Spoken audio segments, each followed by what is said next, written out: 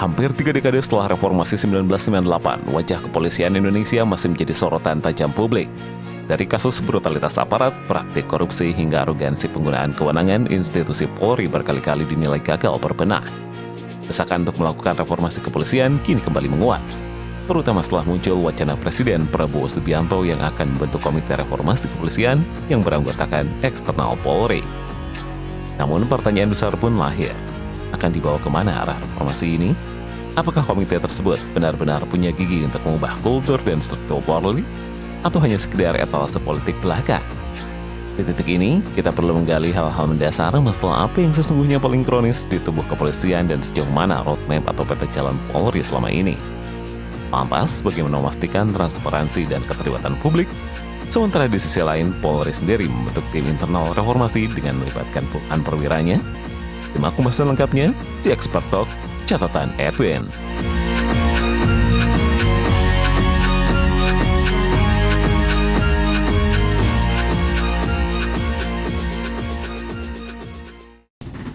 Halo Stancers, selamat datang kembali di Expert Talk Catatan Edwin bersama Bang Edwin Partogi Pasaribu, Board of Experts-nya The Stance juga, dan juga praktisi hukum dan mantan wakil kepala Lembaga Perlindungan Saksi dan Korban.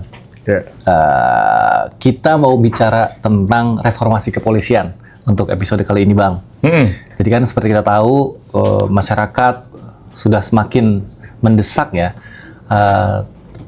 perlunya reformasi terhadap kepolisian, menyusul tindakan represif dan juga brutalitas polisi dalam menangani demonstrasi di akhir Agustus lalu. Nah, Presiden Prabowo terakhir akan disebut-sebut akan membentuk tim reformasi kepolisian, komisi reformasi kepolisian yang akan diisi oleh 9 orang. Yang pertama, menurut Bang Edwin ini sesuatu yang bagus atau tidak? Dan yang kedua, seperti apa struktur komite reformasi kepolisian itu seharusnya disusun? Agenda reformasi kepolisian tentu pasti bagus.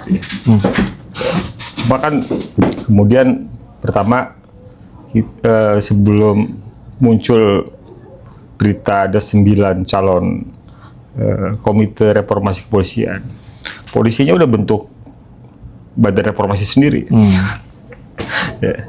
Itu juga agak unik. Artinya kita sebagai orang luar yang melihat dia punya masalah, ya kan? Sebagaimana orang sering mengadjumkan bagaimana bisa membersihkan lantai rumah yang kotor dengan sapu yang kotor. Sapu kotor. Ya. Sehingga kan relevan ada kalau mau dibuat komite reformasi kepolisian yang terdiri dari beberapa tokoh ya.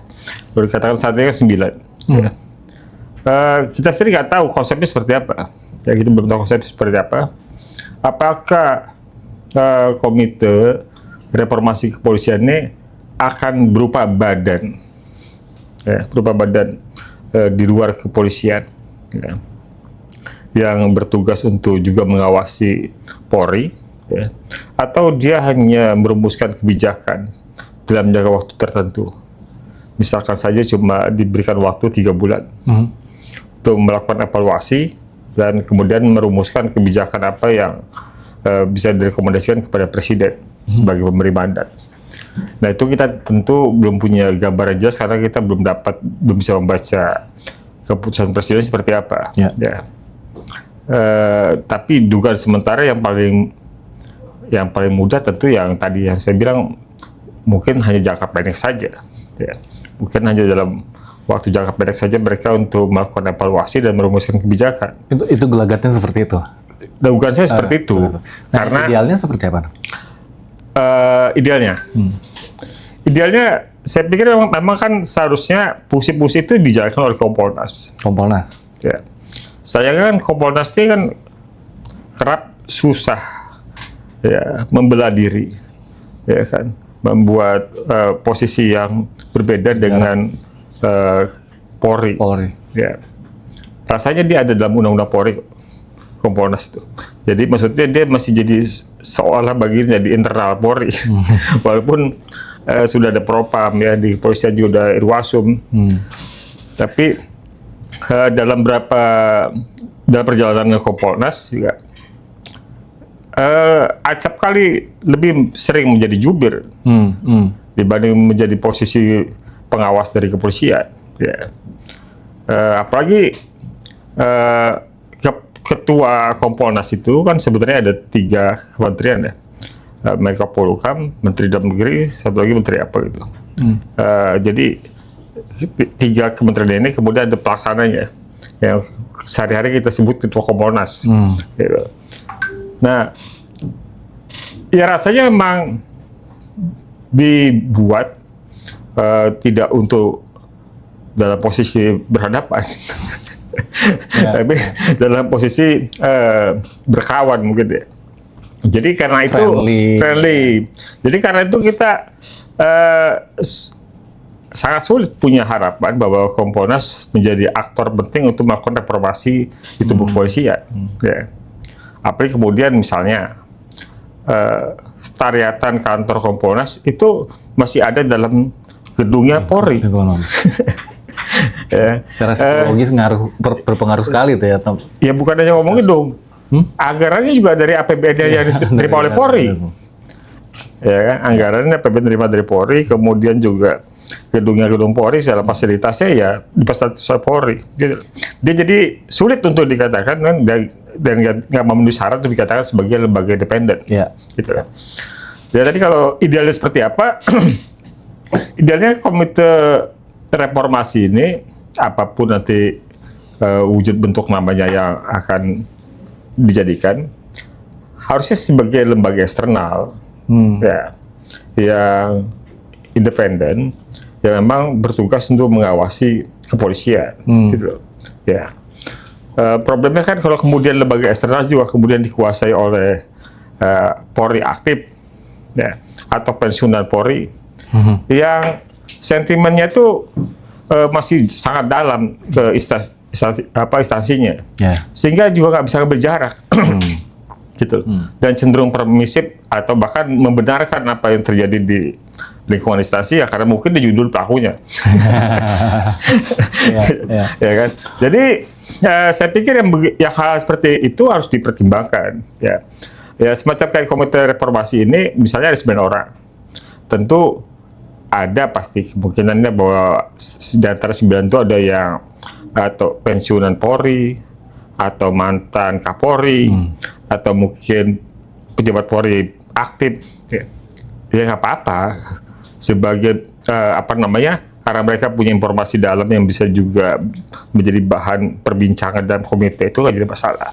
Tapi asal jangan dominan saja, maksudnya jumlahnya itu ya harusnya dominan yang di luar kepolisian. Proporsi diatur. Proporsinya, ya kan?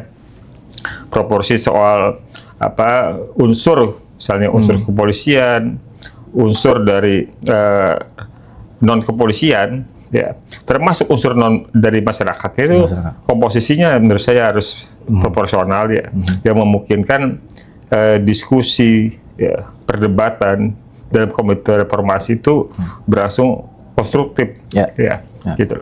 Nah, kewenangannya apa saja menurut Bang Edwin nih, si Komite Reformasi Kepolisian? Tadi kan Abang sempat menyebut apakah ad hoc hanya 2-3 bulan. Iya. Itu kan soal periode ya. Kita tadi udah bahas bahwa idealnya nih terlembaga yang settle gitu ya, jangan hanya ad hoc berarti kan? Iya, problemnya problem regulasi juga. Regulasi.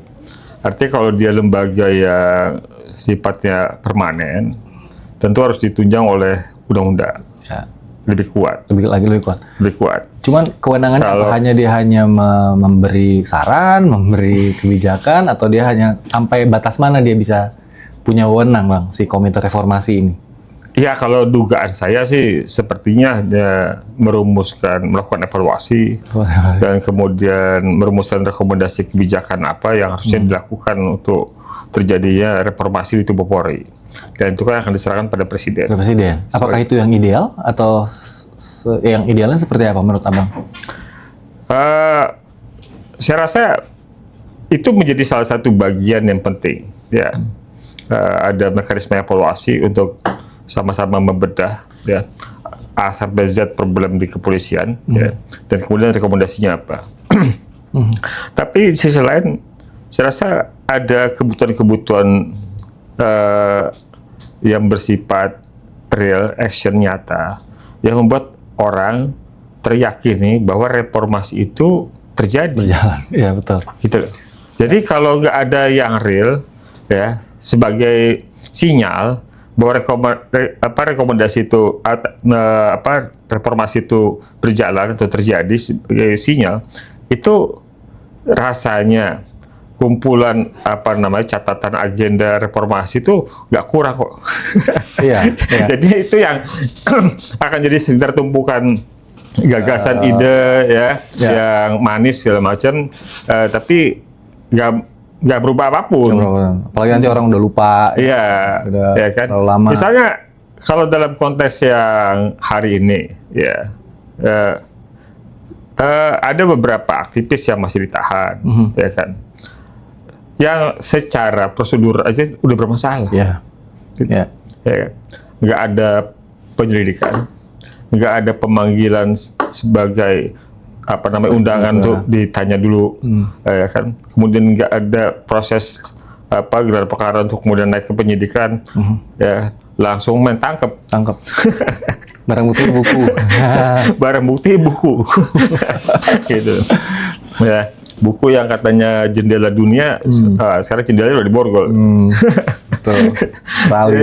Nah ya, jadi yang begitu kan harus menjadi bagian dari sinyal bahwa reformasi itu akan dilakukan, ya kan. Misalnya salah satunya dengan membebaskan aktivis, ya kan, yang selama ini memang berkontribusi sebenarnya untuk menjaga kita tetap dalam kewarasan, ya kan, untuk memberikan rambu-rambu kepada para aparat pemerintah, ya, baik DPR, pemerintah dan yudikatif, bahwa jalannya demokrasi Republik ini harus sebagaimana cita-cita pendiri Republik. Betul. Bukannya dibusuhin, bukannya ditangkapin, gitu. Jadi seperti ada mix signal ya, ambigu gitu. Di satu sisi presiden atau pemerintah atau polisi sendiri bahkan sepertinya mengisyaratkan ingin mereformasi diri. Tapi di sisi lain kok masih prakteknya enggak. Masih. Iya. Prakteknya kan bahala telanjang. Yang tadi kita bilang soal penangkapan terhadap Del Predo ya. Iya. Del Predo Marhaen yang di Direktur Okataru. Iya. Kemudian terakhir di Jawa itu di mana itu, Kebumen. Ada yang masih pelajar ditangkap juga FZ, kan? Yang langsung ditangkap tanpa ada proses lebih yang awal yang seharusnya secara hukum acara undang-undang diatur. Itu aja, begitu aja. Ketika dalam posisi dorongan publik untuk menuntut Polri reformasi, mereka masih menganggap normal. Jadi gitu, tindakan yang berat dong untuk bagi komisi ini nanti akan disusun ini untuk bisa meyakinkan publik bahwa ini kita mau serius nih, mau reformasi polisi gitu. Menurut Abang gimana? Karena dengan masih berjalan penangkapan itu. Ya itu dia. Kalau ini hanya menjadi tumpukan gagasan dan rekomendasi, sebenarnya nggak kurang. Saya ingin sampaikan begini, sebenarnya tugasnya Komite Reformasi ini sebagian sudah terbantu oleh para Kapolri juga. Kenapa? Sejak reformasi, mungkin Kapolri pertama kalau nggak salah dari Bakhtiar, mungkin. Itu ada mekanisme fit and proper test. Fit and proper test. Ketika fit and proper test di DPR, mereka itu menyampaikan gagasan loh. Mereka menyampaikan tantangan yang ada di internal dan eksternal. Mereka menyadari ada masalah soal penyiksaan, ada masalah soal backing, ada masalah soal flexing, ya kan, ada masalah soal brutalitas. Gitu. Mereka menyadari itu. Gitu. Jadi di semua calon Kapolri, ini tugas komisi ini sebenarnya mudah, udah tinggal semua calon Kapolri ketika fit and proper test, waduh, kita kalau sekedar melihat itu, wah kita agak terhibur tuh, wah ada harapan, harapan, ya kan? Termasuk kan mereka jabarkan tuh solusinya kan, langkah-langkahnya. langkah yang jangka pendek, jangka menengah, jangka panjangnya apa, gitu. Itu. Jadi kalau melihat ketika mereka calon Kapolri dengan fit and proper test, itu kita serasa punya harapan. Ya. Gitu. Gitu. Jadi maksudnya gini, saya membayangkan komite ini, oke, ini kan langkah kita mau reformasi ya. Bagaimana mereka bisa meyakinkan publik bahwa ini semuanya itu transparan, ini bukan sekedar formalitas. Ya nggak bisa, nggak bisa. Kan pertanyaannya kan kewenangan apa yang dimiliki oleh Komite Reformasi ini? Betul. Ya kan. Dan kita, ya tadi saya bilang, kita belum baca, kita belum tahu keprosesinya apa, gitu. Apakah punya kewenangan atau tidak? Kalau dia punya kewenangannya apa, gitu. Atau tadi hanya sekedar melakukan evaluasi dan merumuskan langkah-langkah rekomendasi kebijakan, gitu. Nah, kalau yang tim internal, tim transformasi reformasi polisi sendiri gimana, Bang? Itu juga, jadi kan ada 2 nih yang mau dibentuk katanya. Ya. Yang ini 52 perwira. Mau dibuat. Seperti apa nantinya? Jadi apa perlu sampai dua-duanya? Apa pesan apa yang sedang disampaikan misalnya menurut Bang Edwin?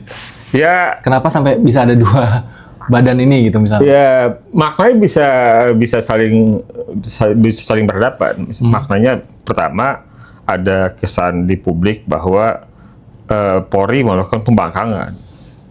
Nah, pertama Presiden mau bentuk tim reformasi kepolisian, kok Kapolri bentuk duluan? Pembangkangan. Gitu. Pembangkangan, gitu loh. Ya kan? Kenapa nggak nunggu Presiden dulu? Seolah-olah kita nggak perlu yang tim Presiden itu, kita bisa. Nah, seolah-olah kan mau bilang begitu, nggak perlu tim Presiden, kami aja sendiri bisa kok, gitu loh. Nah, ya. Menyapu lantai kotor dengan sapu kotor. Itu yang kan nggak harapannya apa namanya sesuatu hal yang muskil, gitu loh. Yang kedua, kalau kita mau ambil garis yang moderatnya ya apa yang menjadi bahan dari tim internal reformasi kepolisian di Polri tadi itu, ya bisa menjadi bahan untuk kajian bagi komite reformasi yang dibentuk oleh Presiden, gitu loh, ya kan? Ya. Itu aja. Kalau mau kita moderasi. Nah, kalau memang seperti ada gelagat pembangkangan gitu ya, bagaimana kita juga menjaga atau memastikan supaya komite reformasi yang dibentuk Presiden tadi ini tidak ditentang atau tidak mendapatkan resistensi juga apapun rekomendasinya nanti gitu? Saya rasa harusnya Presidennya aja langsung ngomong. Ya, maksudnya bubarkan aja tim yang internal, ya kan? Kan jadi duplikasi. Iya, redundansi. Gitu. Iya. Double-double kan. Jadi ngapain ada duplikasi seperti itu? Karena Presiden punya kewenangan dan Presiden sudah menjanjikan lebih dahulu, dan kemudian sekarang kita dengar ada 9 tokoh yang akan dijadikan anggota di komite itu. Ya sebaiknya kalau memang begini, Presiden kasih sinyal dong kepada Kapolri untuk supaya tim reformasi kepolisian itu dibubarkan, gitu loh. Nggak perlu kan, gitu loh. Ya. Jadi supaya nggak ada resistensi, nggak ada pertanda seolah-olah mereka melakukan pembangkangan terhadap kehendak publik untuk melalui permintaan mereka kepada pemerintah supaya Presiden melakukan reformasi kepolisian. Iya. Nah, tadi Abang udah mention kan, misalnya berdasarkan uji publik fit and proper test tadi kan ada masalah-masalah polisi seperti korupsi, brutalitas, arogansi, kan. Ini semua berulang terus segala macam. Jadi sebenarnya masalah paling mendasarnya apa, Bang? Yang kalau saya melihat ini semua kan gejala ya. Munculnya tentu ada sesuatu yang salah nih dari intinya banget gitu, sehingga munculnya gejalanya itu tadi tuh, ada yang korupsi, ada yang jadi backing, ada yang jadi kejam, ada yang beringas, segala macam, arogan, menyalahgunakan wewenang. Tapi sebenarnya apa sih yang paling mendasar sehingga kalau itu nggak kita obati, ini gejala akan terus muncul gitu? Ya, mendasar ya? Mendasarnya banget itu apa? Korup. Ya, integritas berarti masalah. Integritas. Gitu loh. Jadi karena korup itu daya rusaknya luar biasa. Gitu. Secara sistem, ini seolah-olah udah cakep banget. Ya, kita punya komisi khusus mengawasi kerja polisi namanya Kompolnas. Di dalam polisi ada Propam, ada Irwasum segala macam, sampai tingkat daerah ada Irwasda, ya. Propam juga sampai di tingkat Polda juga ada, Polres juga ada, gitu loh. Selain Kompolnas tadi, di eksternal itu ada komisi yang lain. Police Watch, bukan? Bukan, masih lembaga negara. Masih lembaga negara. Misalnya ada Ombudsman, ya.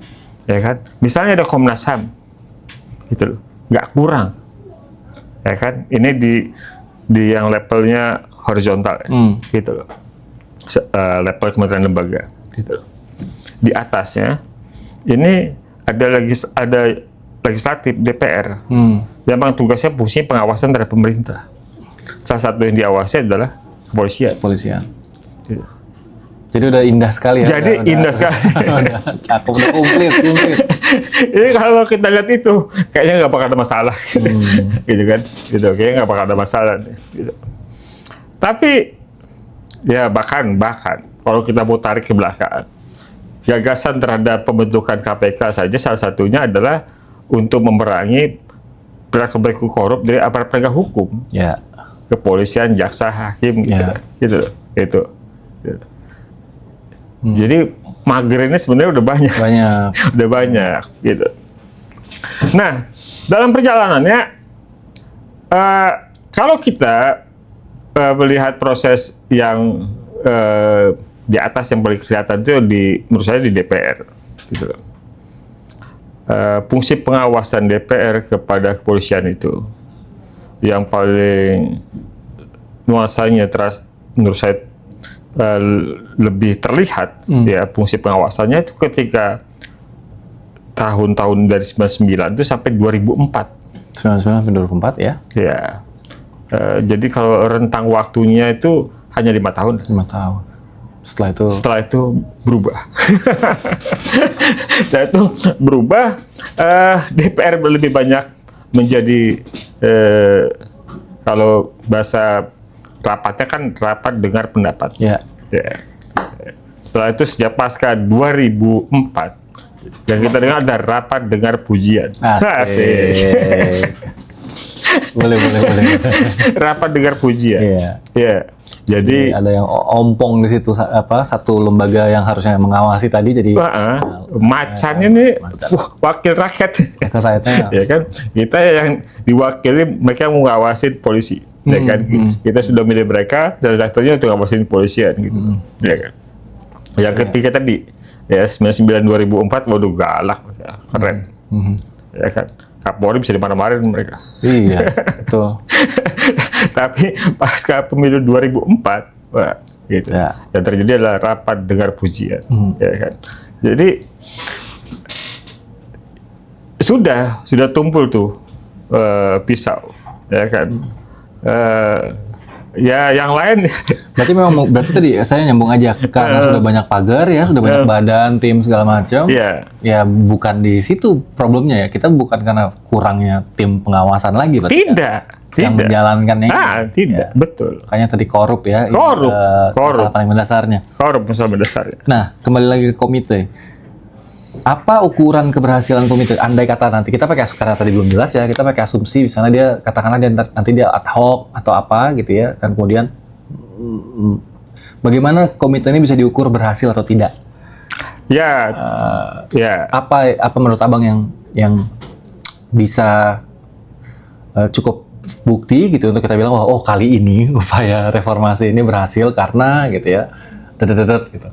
Kalau itu tidak terlaksana atau tidak terwujud, itu berarti ini hanya another lip service atau another try ini aja gitu, hanya supaya orang lupa, orang udah diem gitu ya, habis itu kita kembali lagi. Ya, bayangan saya gini, pertama, kalau dari sisi waktu, sebaiknya minimal 6 bulan. 6 bulan. 6 bulan. Kalau mau dipendekkan lagi ya 3 bulan. Tapi saya membayangkan kerja-kerja yang bisa dikerjakan di dalam, misalnya waktunya berapa bulan dikasih tugas oleh mandat Kepres nanti misalnya. Tim itu kan harus bukan hanya berdiskusi di antara mereka. Dia kan harus juga mendapatkan masukan. Ya. Dia juga harus turun ke lapangan. dia juga harus mendengar aspirasi dari masyarakat, gitu loh.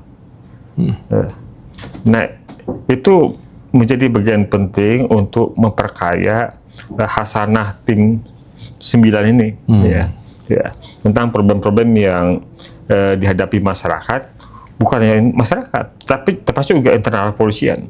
Ya. Salah satunya misalnya ada Muhammad Faruk kalau nggak salah, itu salah satu petinggi Polri yang pernah merilis bahwa sebagian besar, 60% bahkan, yang masuk polisi itu hasil dari nyogok.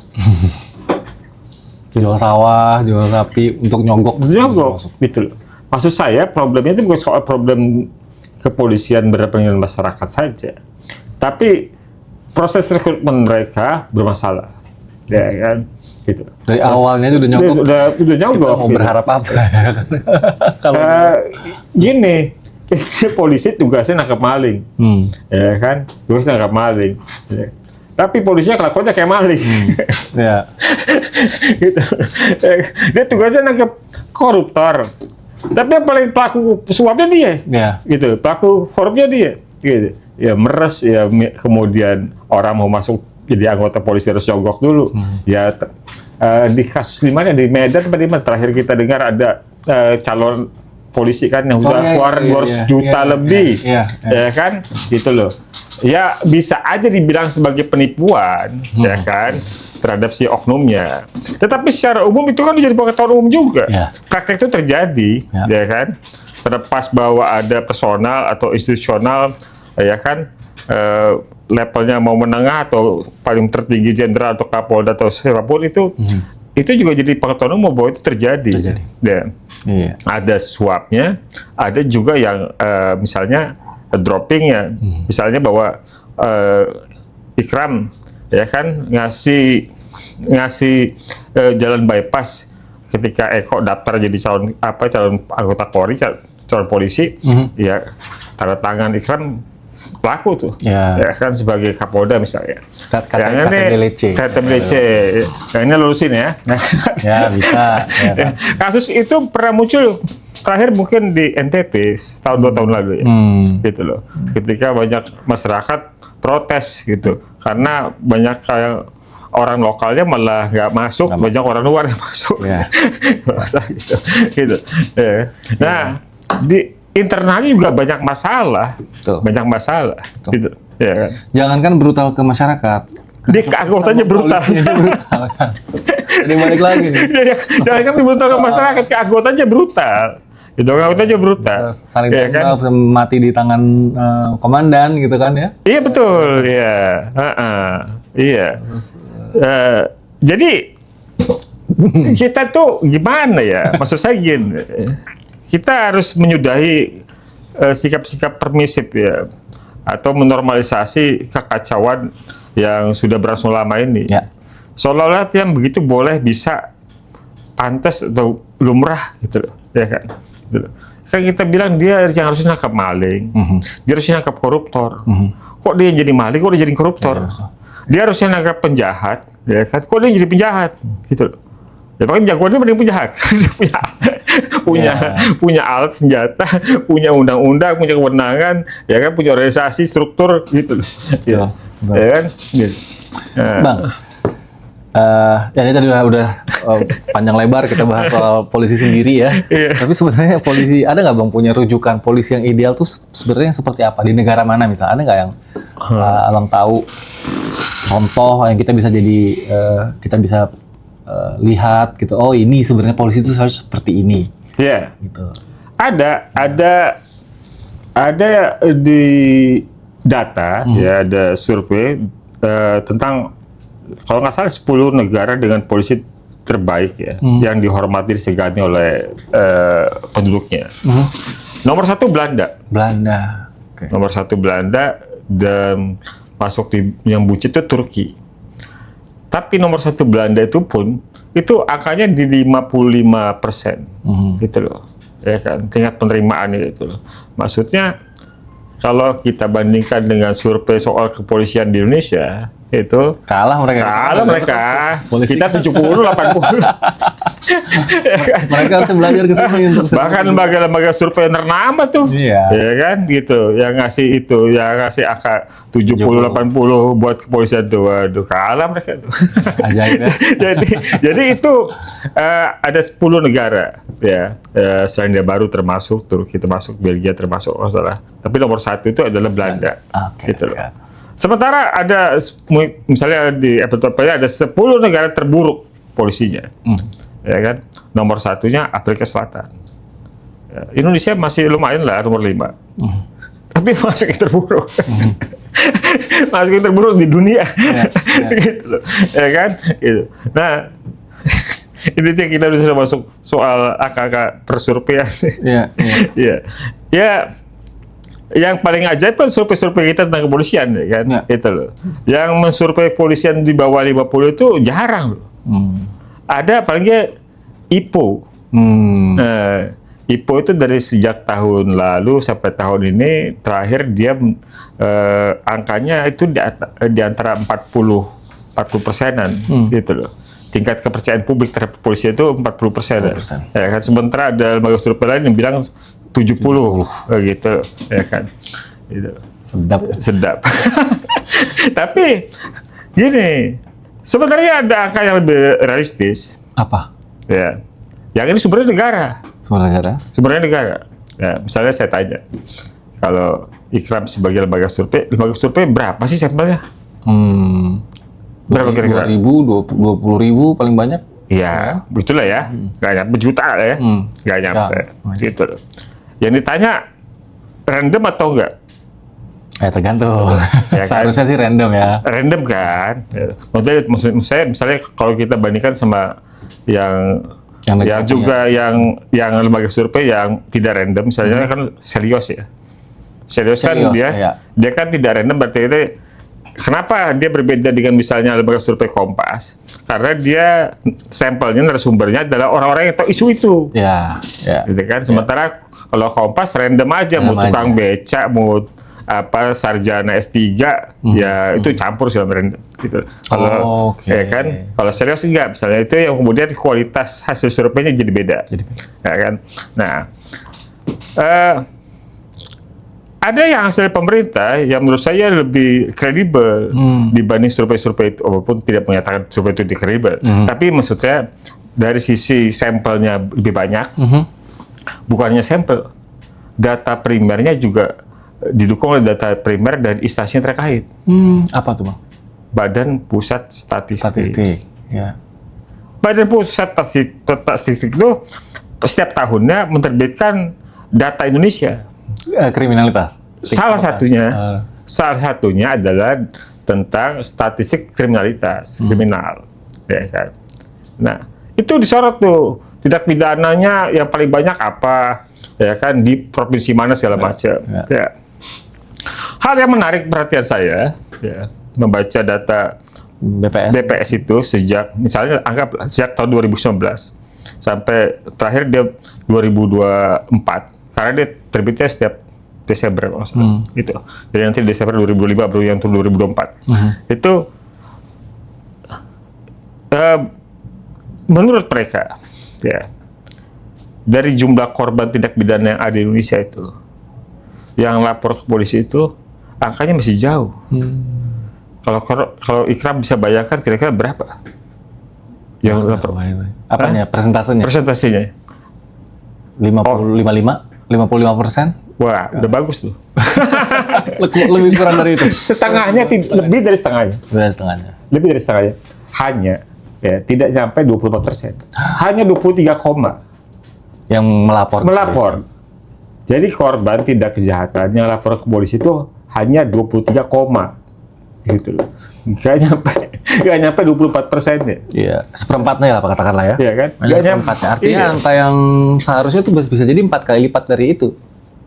Dong. Iya. Angka kasus. Iya, kan itu kan cuma 23%. Iya. Iya kan? Gitu loh.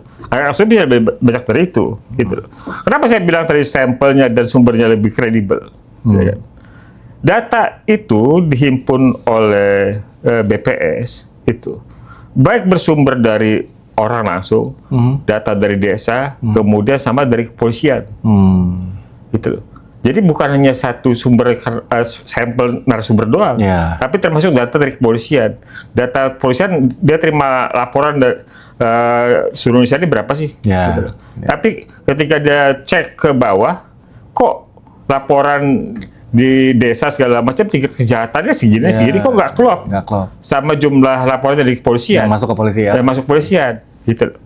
Jadi 23% hanya lapor polisi. Jadi 77%. Ya, artinya katakan ada 100 kasus. Hanya 25 ada seseorang yang menjadi korban kejahatan. Hanya 23 yang melapor ke polisi. Ya, gitu loh. Ya kan? Jadi ketika kita baca laporan polisi ada 23 itu artinya ada masalah. Ada hampir 4 kali lipat dari angka itu. Gitu. Angka itu. Gitu loh. Kan kemudian pertanyaan kita kan kenapa orang tidak melapor, gitu loh, ya kan? Apakah karena diancam? Apakah karena ada perdamaian dengan pelaku, ya kan? Apakah karena mekanisme melapornya atau tempat melapornya jauh, ya kan? Kantor polisi jauh, atau mekanisme melapornya mereka nggak paham, rumit? Atau kalau melapor mereka takutnya punya stigma bayangan bahwa akan keluar uang. Kalaupun lapor setelah keluar uang, mereka juga khawatir proses hukumnya juga panjang, berlarut, nggak selesai, gitu loh, ya kan? Gitu. Ada yang idiomnya tuh kan hilang ayam jadi kambing ya. Ya kan? Atau terakhir Bang bisa jadi karena anggota polisi sendiri yang merekomendasikan tidak usah lapor kayak yang video viral itu. Video viral yang curanmor. Nah kebegal kemudian polisi nggak mau bikin LP. Iya kan, gitu.